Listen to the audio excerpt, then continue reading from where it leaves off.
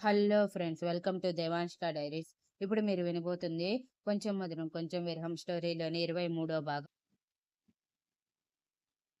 ఇంటికి దగ్గరలో కారు ఆపగానే నివేదన గారు, నీలేష్ గారు కిందకి దిగారు.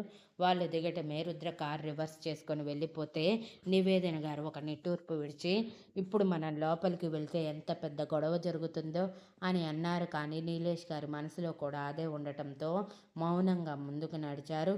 ఆయన వెనక నివేదన గారు కూడా గేట్ వరకు వచ్చేసరికి వాచ్మెన్ ఆపటంతో, లోపల ఉన్న ఇష్క అమ్మా నాన్నలం మేము, చెప్పు ఈ ఇంట్లో వాళ్ళకి వచ్చింది వాళ్ళ కోడలి అమ్మా నాన్నలు అని సీరియస్గా అనటంతో వాచ్మెన్ వాళ్ళ మొహాలు ఎర్రగా మారిపోయి ఉండటం చూసి కోపంతో ఉన్నారని అర్థం చేసుకుంటూ భయంగా లోపలికి కాల్ చేసి చెప్పగానే, అప్పటికే కొడుకు కోడలు ఇచ్చిన షాక్లో ఉన్న భానుమతి గారికి ఇది ఇంకో షాక్ తగిలి లోపలికి పంపించు అని అన్నారు. ఇంకేం చేయలేక, ఒకవేళ వెనక్కి పంపించాలన్నా అది జరిగే పని కాదు కాబట్టి వాచ్మెన్ గేట్ ఓపెన్ చేయటమే. నివేదన గారు, నీలేష్ గారు పెద్ద పెద్ద అడుగులతో ఇంటి గుమ్మం వరకు వచ్చారు.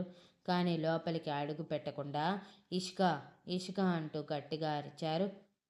లోపల అప్పుడే డ్రెస్ చేంజ్ చేసుకొని నార్మల్ డ్రెస్ వేసుకున్న ఇష్క తల్లిదండ్రుల పిలుపుకి కంగారుగా బయటికి వచ్చి ఎదురుగా ఉన్న తల్లి తండ్రి వైపు చూసింది.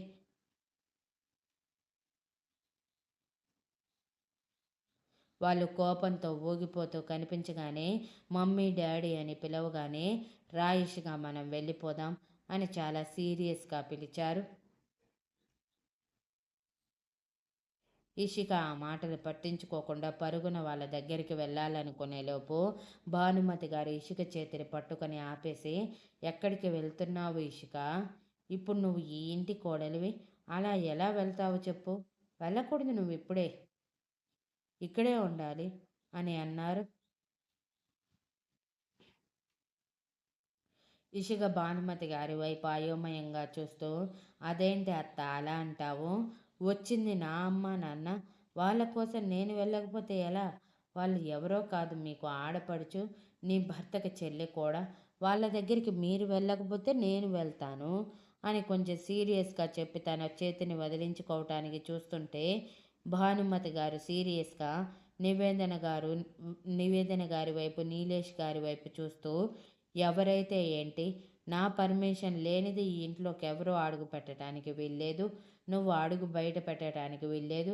ఇది నువ్వు నా ఆర్డర్ అనుకున్నా ఏదైనా అనుకున్నా ఐ డోంట్ కేర్, నేను చెప్పింది జరిగి తీరాలి అని సీరియస్గా అన్నారు.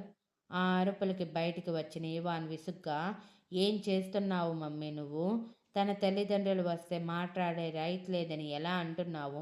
ముందు ఇషిక అమ్మా నాన్నల్ని లోపలికి రమ్మను అని అంటే, భానుమతి గారు ఇవాన్ వైపు ఒక చూపు చూసి, నువ్వే రమ్మని చెప్పు, నేనేమైనా వద్దన్నానా ఏంటి అని వెటకారంగా అంటే, నివేదన గారు కోపంతో ఊగిపోతూ, నీలాంటిది ఉన్న ఇంట్లో నేను కాలు పెట్టను. నీ చూపు ఏ కుటుంబం మీద పడితే ఆ కుటుంబం సర్వనాశనం అవుతుంది. అలాంటి చూపు మా మీద ఎప్పుడూ పడకూడదు, ఎప్పటికీ పడకూడదు. మాకు కేవలం మా కూతురు వస్తే చాలు, మేము తీసుకొని వెళ్ళిపోతాం. మీతో మాకు సంబంధం లేదు, సంబంధం కలుపుకోవాలి అన్న ఆలోచన లేదు అని సీరియస్గా అంటూ ఇషిక వైపు తిరిగి, ఇన్ని మాటలు అనిపించటానికేనా మాకు చెప్పాకు పెట్టకుండా పెళ్లి చేసుకున్నావు? బాగానే మర్యాద చేస్తున్నావుగా నీ తల్లిదండ్రులకి. మంచిది ఇష్క, ఇప్పుడు సైలెంట్గా చెప్తున్నాను, ఫైనల్గా చెప్తున్నాను, నువ్వు మాతో పాటు మన ఇంటికి వస్తావా, లేదంటే ఇక్కడే శాశ్వతంగా ఉండిపోతావా? ఇక్కడే ఉండాలి అనుకుంటే మాతో రిలేషన్ పూర్తిగా కట్ అయిపోతుంది. ఎంతలా అంటే, నువ్వు మాకు చచ్చావని అనుకునేంతలా, నీళ్లు వదిలేసుకునేంతలా అని అన్నారు.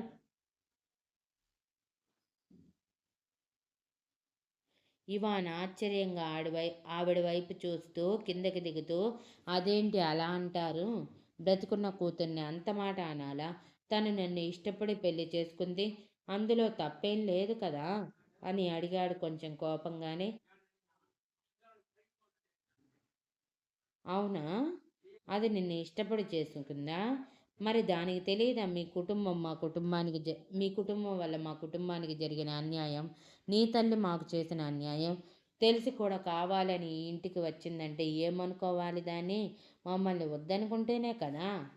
అందుకే చివరి అవకాశం ఇవ్వాలని ఇంత దూరం వచ్చాము. నీతో మాటలు అనిపించుకోవాలనో, లేదంటే నీ ద్వారా నీతి బోధలు చెప్పించుకోవాలనో కాదు. నువ్వు ఆ భానుమతి కొడుకువి కాబట్టి అలానే ఆలోచిస్తావేమో, కానీ నా దగ్గర మీలాంటి వాళ్ళ మాటలు చెల్లవు అని ఇషిక వైపు కోపంగా చూస్తూ,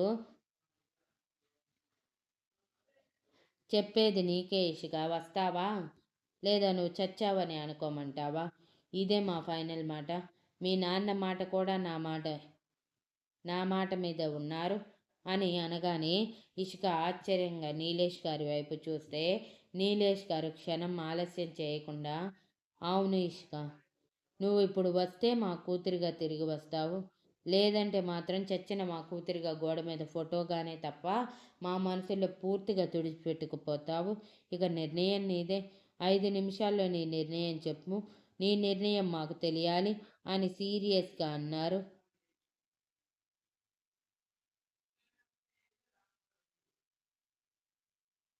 ఇవాన్ పూర్తిగా కిందకి వచ్చి వాళ్ళ వైపే తీక్షణంగా చూస్తూ, నా భార్య రాదు. తన మెడలో నేను కట్టిన తాళి ఉన్నంత వరకు తను ఈ ఇంటి గడప దాటి మీతో కలిసి రాదు. మీరు నిరభ్యంతరంగా లోపలికి రావాలనుకుంటే రావచ్చు. ఈ ఇంటి వియ్యంకులుగా మర్యాద పొందొచ్చు. అంతేకాని నా భార్యని నా నుంచి దూరం చేస్తానంటే మాత్రం ఒప్పుకోను.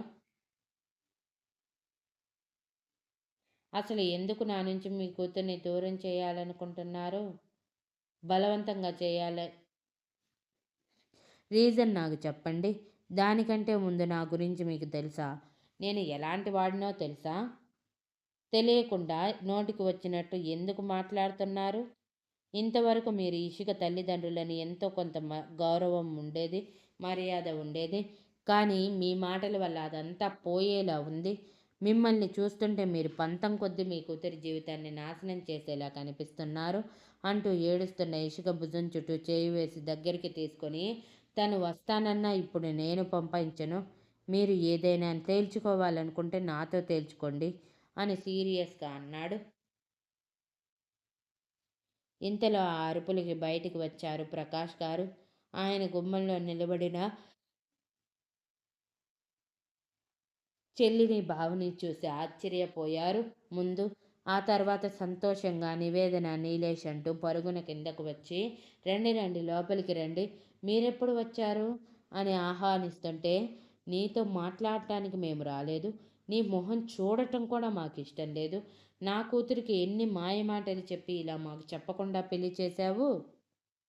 ఇలా పెళ్లి చేసే సమయంలో మేము ఒక్కసారి కూడా గుర్తుకు రాలేదా? ఎందుకు గుర్తుకు వస్తుందిలే. ఒకదాని తర్వాత ఒకటి నీ ఇష్టానికి చేసుకుంటూ పోయి 2 జీవితాలని నాశనం చేసి ఇద్దరి ప్రాణాలని తీసావు కదా! అందుకే ఇప్పుడు కూడా అలానే చేయాలనుకుంటున్నావు. నా కూతురి జీవితాన్ని నాశనం చేస్తున్నావు.